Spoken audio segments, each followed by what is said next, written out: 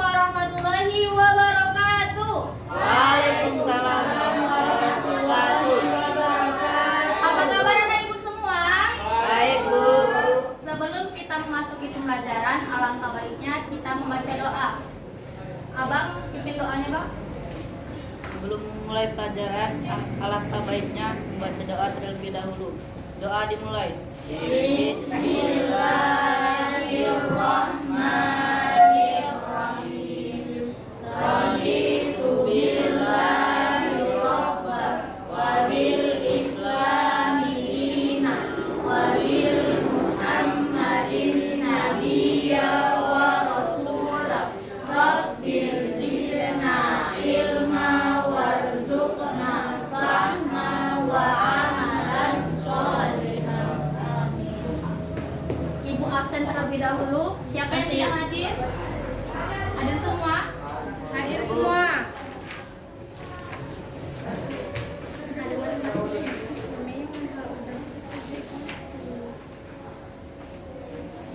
Sebelum kita masuk pembelajaran sekarang, kita ulang pelajaran yang lalu. Siapa yang masih ingat pelajaran yang lalu? Minggu yang lalu? Ada yang ingat? Lupa? Iya. Pembelajaran yang lalu adalah kedudukan air dalam bersuci. Sekarang kita akan membahas tentang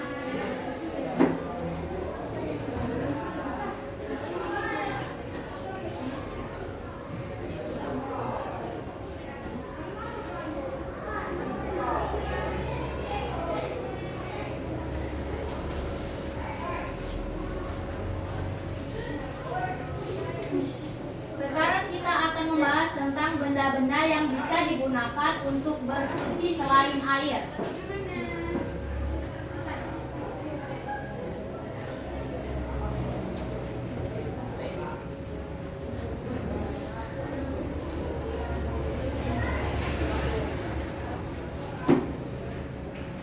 Yang pertama adalah benda padat. Benda padat selain air dapat digunakan untuk bersuci adalah benda yang mampu menyerap air. Jadi kalau kita membersihkan, kalau kita bersuci menggunakan benda-benda yang harus bersih dan suci. Kalau kotor tidak bisa untuk digunakan untuk bersuci.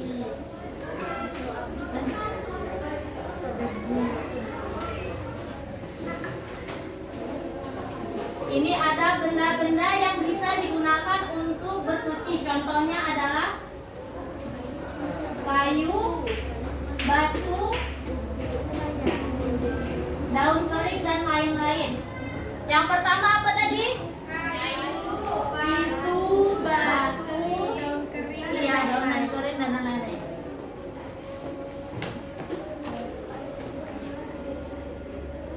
Bersuci dengan batu.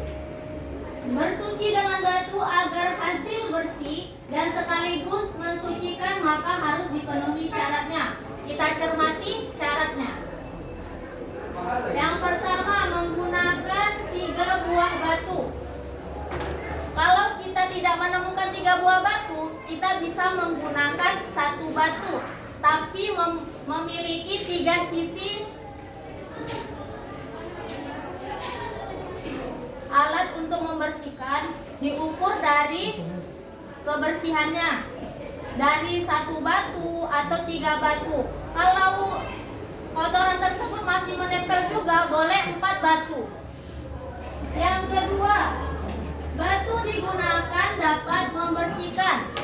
Misalnya, batu tersebut tidak keadaan datar dan tidak runcing. Kalau runcing bisa melukai kulit. Jadi tidak runcing dan tidak datar juga, agar semuanya bersih. Yang ketiga, belum mengering. Yang ketiga belum mengering, jadi najis tersebut belum mengering. Kalau mengering nanti sulit untuk membersihkannya. Kalau basah bisa dilap dengan tisu atau benda-benda selainnya.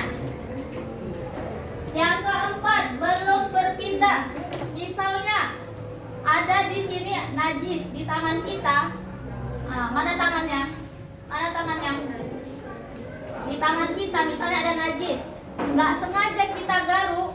Jadi kalau tidak sengaja berpindah, itu tidak bisa menggunakan tisu dan batu, mesti menggunakan air.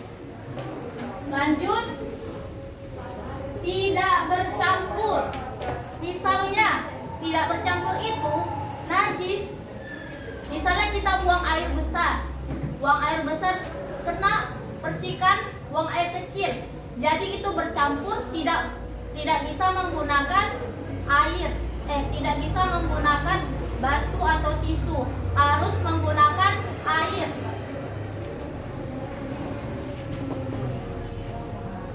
Tidak, yang selanjutnya tidak meluber.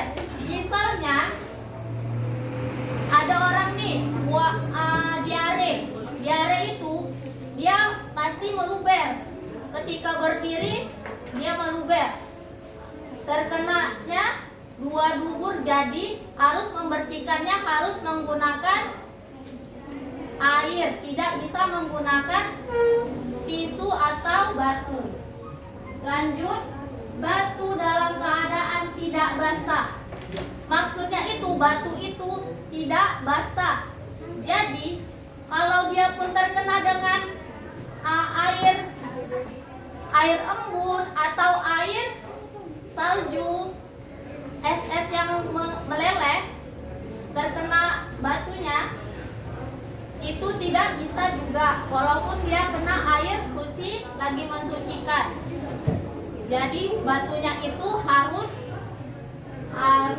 kering. Lanjut, batu dalam keadaan bersuci. Ketika batu itu ada najis, kalau kita bersihkan dengan batu yang ada najisnya bisa apa? Bisa makin banyak najisnya kan? Jadi harus menggunakan batu yang bersih.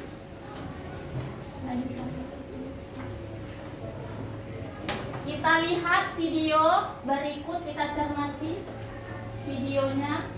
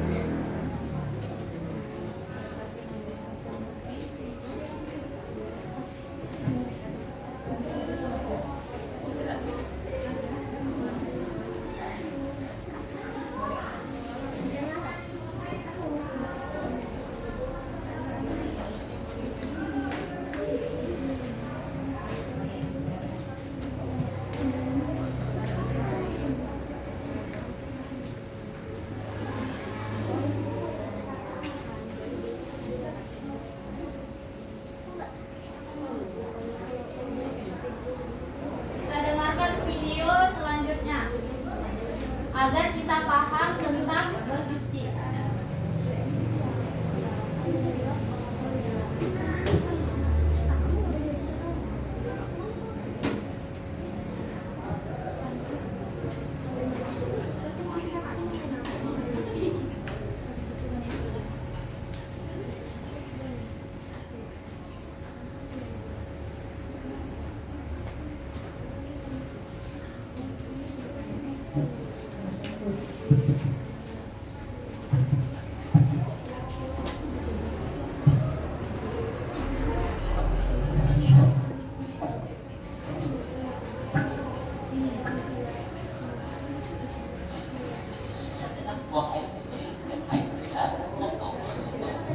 Ayo kita dengarkan.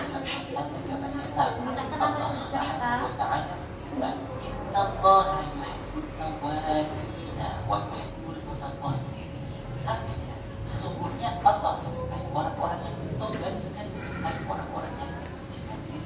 Dalam Quran surah Al-Baqarah ayat 222, istinja secara bahasa berarti sebuah usaha menghilangkan penyakit. Secara istilah, Habib Ahmad bin Umar Rashid mendefinisikan istinja adalah usaha menghilangkan dari farji, kubul dan dubur benda najis yang dapat melumuri, tidak kering, yang keluar dari farji, baik dengan air atau batu. Dari definisi ini, dapat kita pahami bahwa istinja memiliki beberapa perbedaan dari aktivitas menghilangkan najis secara umum. Perbedaan tersebut adalah bahwa istinja boleh menggunakan air atau berbatu, sedangkan menghilangkan najis hanya boleh menggunakan air saja.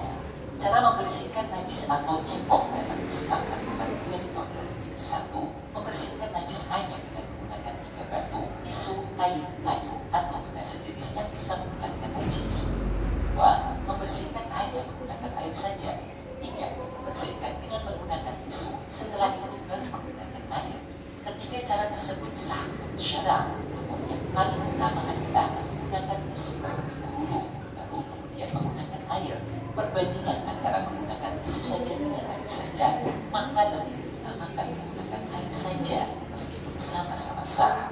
Sahabat muslim, syarat menggunakan tisu untuk membersihkan najis tidak harus dalam kondisi tidak ada air. Walaupun ada air melimpah, menggunakan tisu atau benda sejenis yang bisa menggunakan najis dengan syarat. Satu, najis yang keluar hanya mengetahui air yang meluap saja. Apabila najis sudah berpindah ke tempat lain seperti paha, kaki, atau pakaian, cara menghilangkan najis tersebut harus menggunakan air, yang cukup menggunakan tisu saja. Dua, najis yang keluar tidak boleh bercampur dengan air seperti udang, percikan air, pasir, dan benda lain yang menempel di tubuh. Apabila najis sudah terkena benda lain yang menempel di tubuh, maka cara menyucikannya hanya bisa menggunakan air. Dengan demikian, tidak sah menyucikan najis dengan menggunakan tisu basah karena tisu basah bercampur dengan air. Dan sahabat muslim, di sebagian fasilitas umum seperti kereta api, pesawat, atau tempat lain, terkadang hanya disediakan tisu saja. Maka dalam penjelasan ini dapat kita ketahui bersuci menggunakan tisu atau benda keras sejenis adalah sah dengan syarat. Satu, tisu, batu, air, atau benda sejenis yang digunakan untuk bersuci harus terbuat dari material yang suci dan tidak terkontaminasi najis. Tidak boleh beristinja dengan kotoran sapi yang sudah mengeras misalnya. Dua, benda yang digunakan harus berupa benda padat, bukan benda cair atau lembek. Usahakan tidak menggunakan benda yang tidak mudah hancur. Tiga, harus memiliki permukaan besar atau kasar yang dapat menahan najis. Tidak sah menggunakan benda semacam kaca, permukaan pipa, atau benda sejenis yang mempunyai permukaan halus. Empat, tidak boleh menggunakan benda terhormat seperti tulang, makanan, dan benda-benda yang tertulis asma Allah, nama Nabi, ayat-ayat Al-Quran, dan berbagai materi agama lainnya. Sahabat muslim, kewajiban menggunakan 3 batu, 3 lembar tisu, dan benda padat lainnya tidak harus terdiri dari 3 buah, bisa juga berupa batu satu, namun mempunyai 3 sudut yang masing-masing bisa digunakan, atau satu tisu besar yang mempunyai 3 sudut. Sahabat muslim, ini di antara kesunahan dalam beristinja secara singkat. Satu, usahakan untuk mempersiapkan air, tisu, atau alat pembersih sejenis sebelum membuang hajat. Dua, gunakan tangan kiri untuk menghilangkan najis dan kotoran. Tiga, dalam membersihkan, ulangi dengan hitungan wajib dan masih banyak kesunahan lain. Nah, sahabat muslim, demikian tadi penjelasan tentang tata cara istinja dengan air, tisu, dan benda sejenis. Semoga bermanfaat. Amin ya rabbal alamin. Wallahu a'lam. Siapa yang bisa menyimpulkan dari video tersebut? Sedikit aja. Siapa? Ada yang bisa?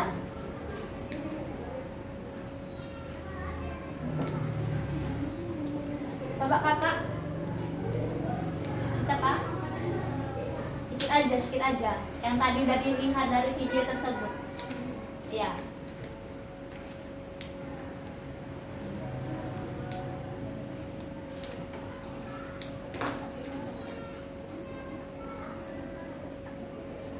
Bisa kak?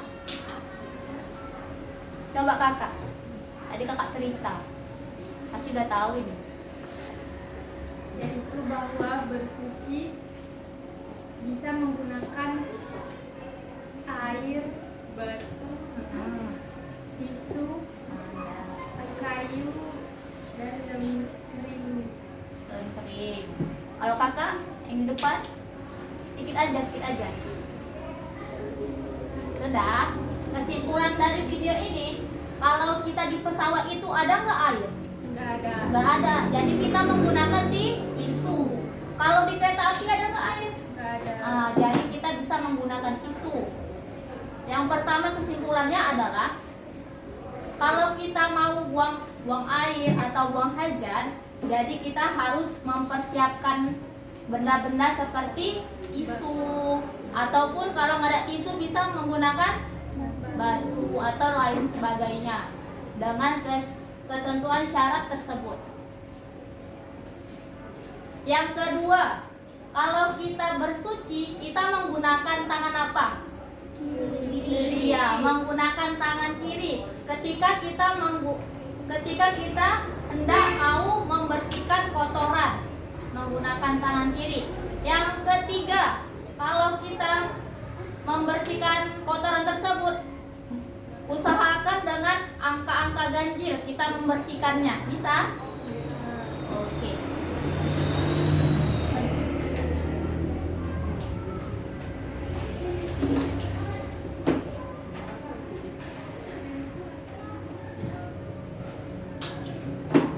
Lanjut, ada yang belum paham? Udah paham semua? Bisa lanjut ya. Menggunakan benda padat selain batu. Tahukah anak-anak ibu, dalam kondisi ada air yang suci dan mensucikan dan batu sebagai alat bersuci, maka diperbolehkan mensucikan buang air kecil atau buang air besar dengan menggunakan benda lain dengan tujuan mewujudkan kemaslahatan hukum fikih, memperbolehkan melakukan analogi atau kias yang menghasilkan kesimpulannya ada tidaknya pengganti batu sebagai alat bersuci. Baik, sampai sini ibu akan meminta anak ibu. Ini kan materi kita sudah selesai. Ibu akan meminta anak ibu untuk menghafal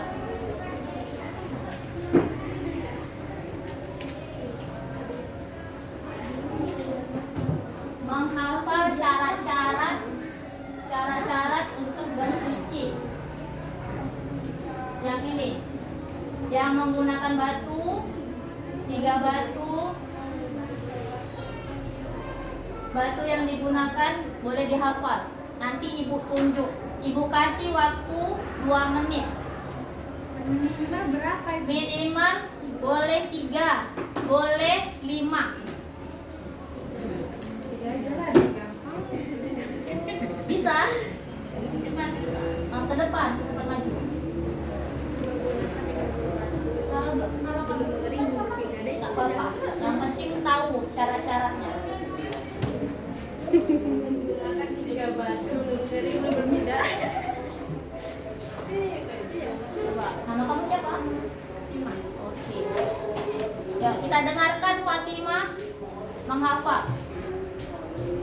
Menggunakan 3 buah batu, belum mengering dan belum berpindah. Oh, Masya Allah, tepuk tangan. Siapa lagi? Ada lagi yang bisa? Yang ujung sana bisa? Yang baju merah? Ya, lanjut.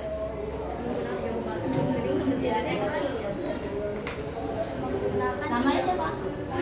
Oke, kita dengarkan Tasya. Menggunakan 3 buah batu, belum mengering. Oke, sudah, Masya Allah. Tepuk tangan. Oke, sampai sini pembelajaran kita. Jadi, kesimpulannya itu, kita kalau tidak ada air, kita bisa menggunakan alat-alat seperti batu, tisu, atau lain sebagainya dengan ketentuan syarat-syarat yang telah ditentukan. Sampai sini pembelajaran kita. Kita akhiri dengan doa yang dipimpin oleh Kakak Emi Ujung.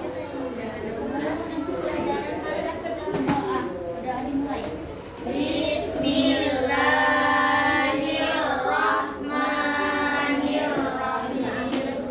Subhanakallahumma wa bihamdika asyhadu an la ilaha illa anta astaghfiruka wa atubu ilaik. Oke. Wabillahi taufiq wal hidayah.